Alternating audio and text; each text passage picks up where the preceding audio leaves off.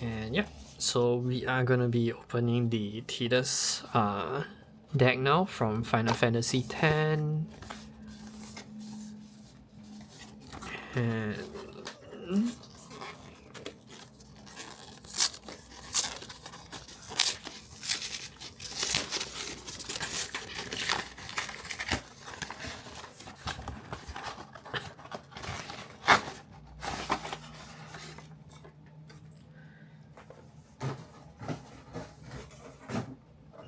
likewise, we do get his deck box.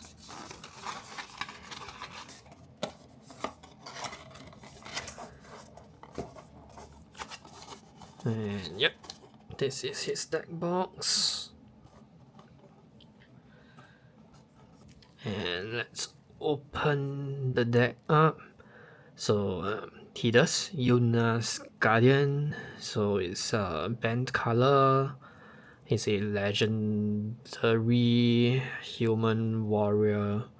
At the beginning of combat, on your turn, you may move a counter from target creature you control onto a second target creature you control. Whenever one or more creatures you control with counters on them deal combat damage to a player, you may draw a card and proliferate.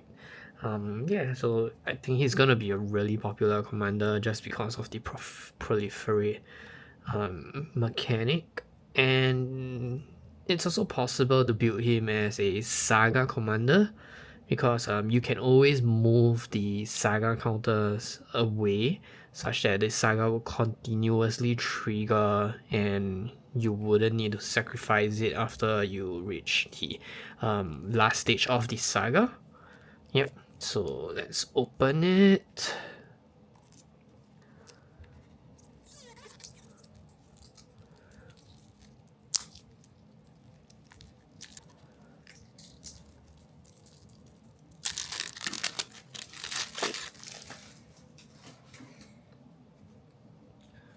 Right, so I'll be leaving each of the card and we can look through them.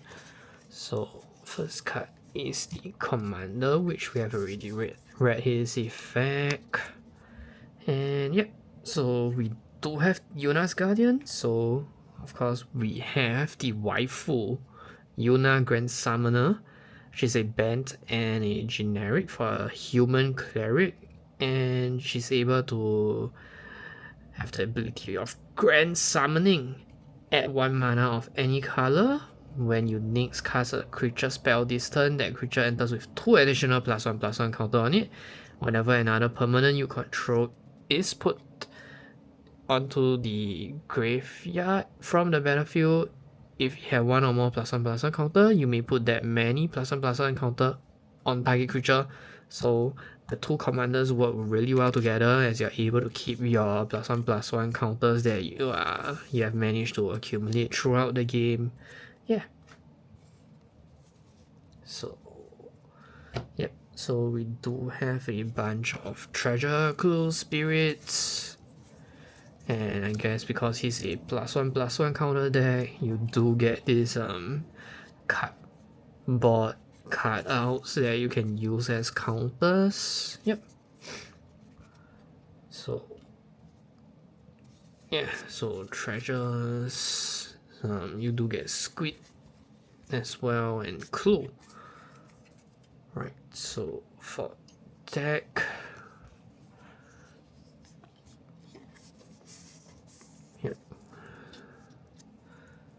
So this is another legendary creature that has when it attacks it put +1/+1 counter on it, and when you do exile target creature defending player control with power less than its power until it leaves the battlefield. So it's really thematic on the +1/+1 counter. And we do have Chocobo.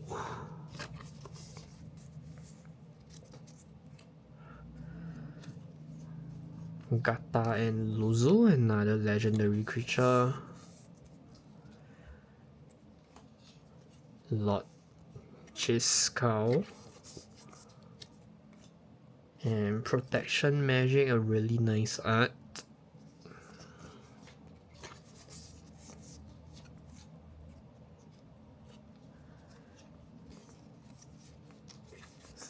And summon Ixion.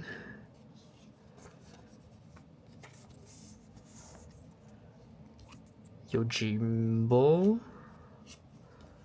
Oh, really nice Yuna card. I would love for this to be foil. It will probably look really good with these effects here. Blitzball Stadium.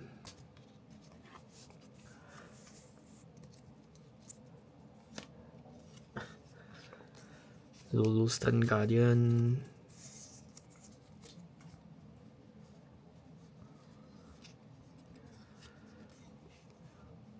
Oaka, Traveling Merchant.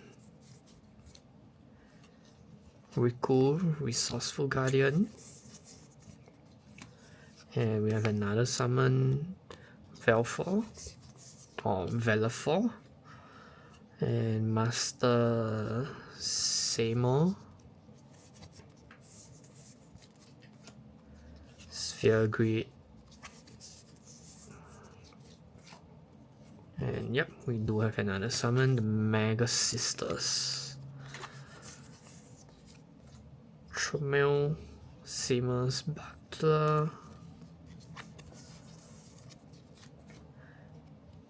Yuna's Decision. Yuna's Whistle.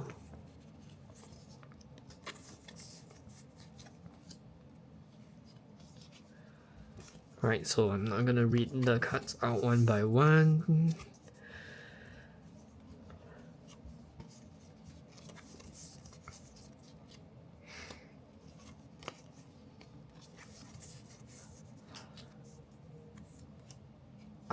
And I really love Waka when I was playing this game. You know, he's a really cheerful character.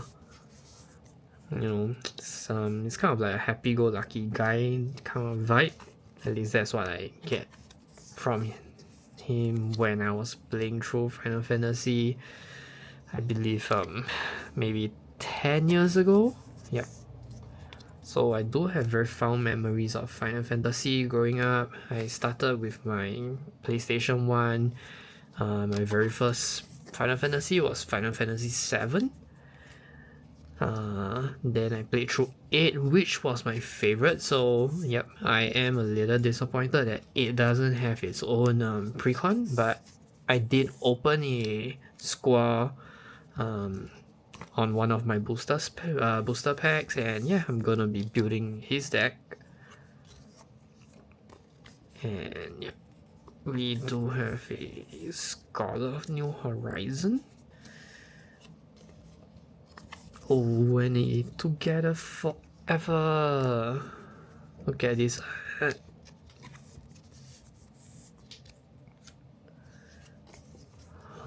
Chasm Skulker. Inhonorable Tide, a very powerful spell in this deck because of all the +1/+1 counters. Bane of Progress, really good board wipe, though it costs a bit high, so you know, more powerful playgroup might not be a good card, but you know, when you're playing against other precons, it's pretty good board wipe. Forgotten Ancient. You know, this card just grows bigger and bigger every single turn.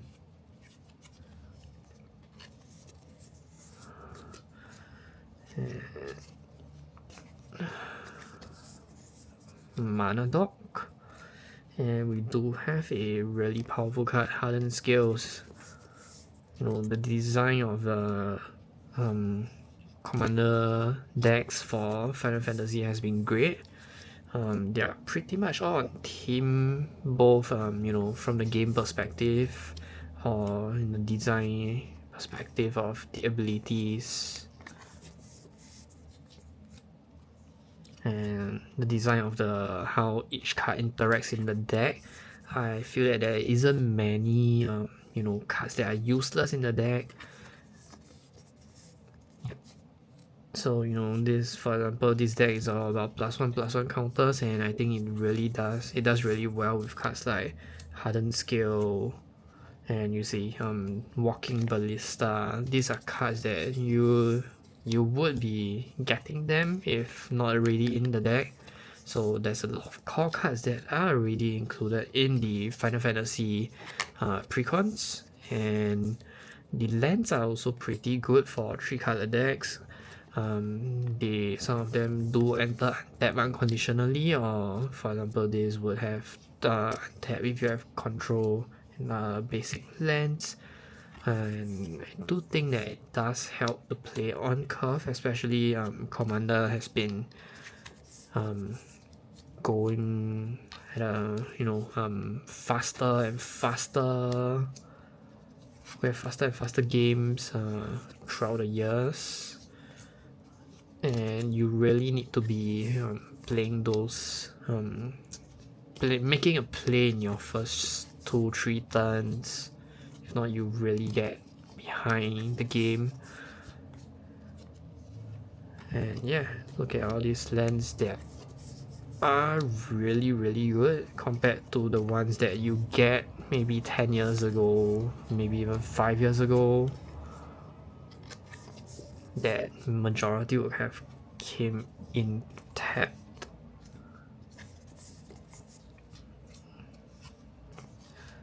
Yeah, so in the older decks will have a lot of things like these temples that just comes in tap.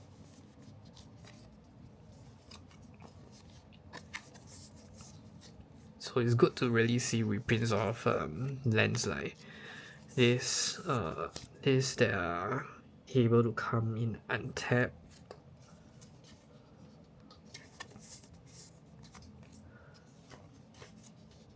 And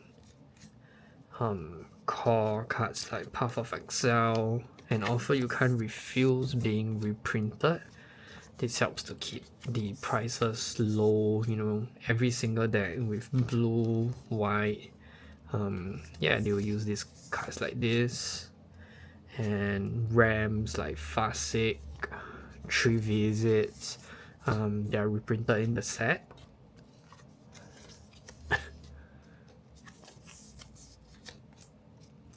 Here, I was talking about 3 Visits.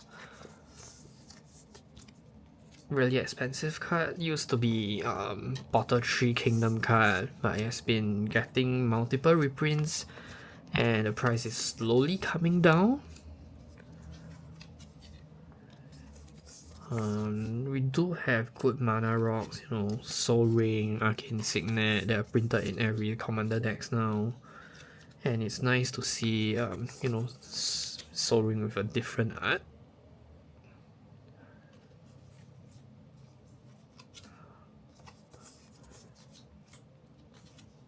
Forge of Heroes, goes in with the deck with the +1/+1 team, and you are able to grab a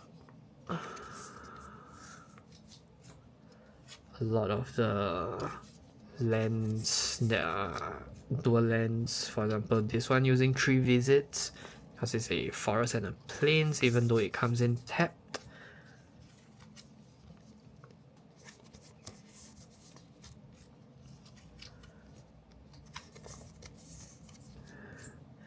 And we do have a new printing of Temple of Force God.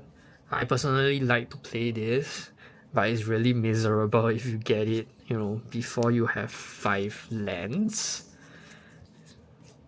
And I think it's a good quality of life upgrade that, precons actually come with really nice full art lands now. Because usually, a lot of players would replace them with full art lands of their choice, and it's nice to have the Final Fantasy lands, full art lands in the deck itself, so that your entire deck will look on theme, because it's all based on the Final Fantasy universe.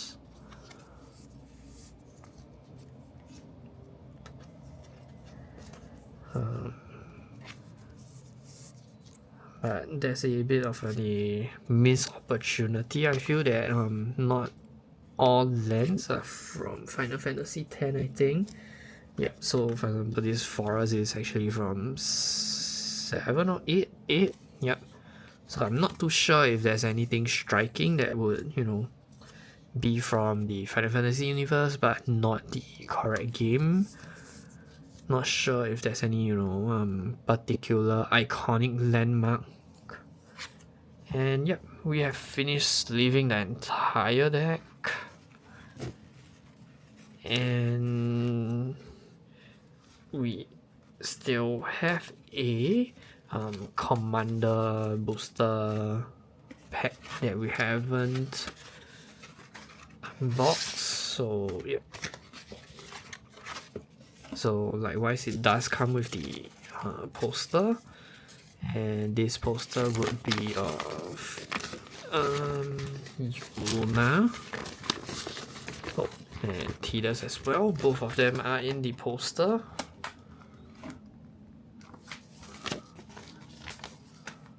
Yep.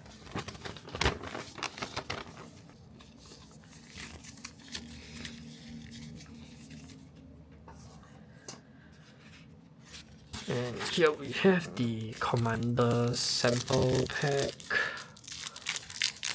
The sample packs are really difficult to open because there's only 3 cards inside, so it's quite hard to pull the plastic wrapper apart.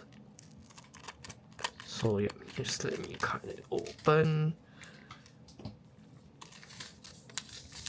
And for this pack, we have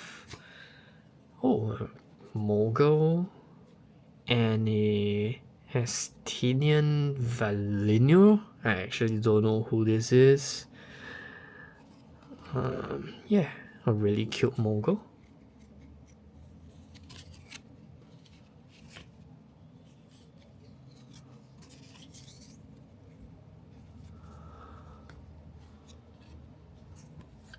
Really cute Mogul, and yeah.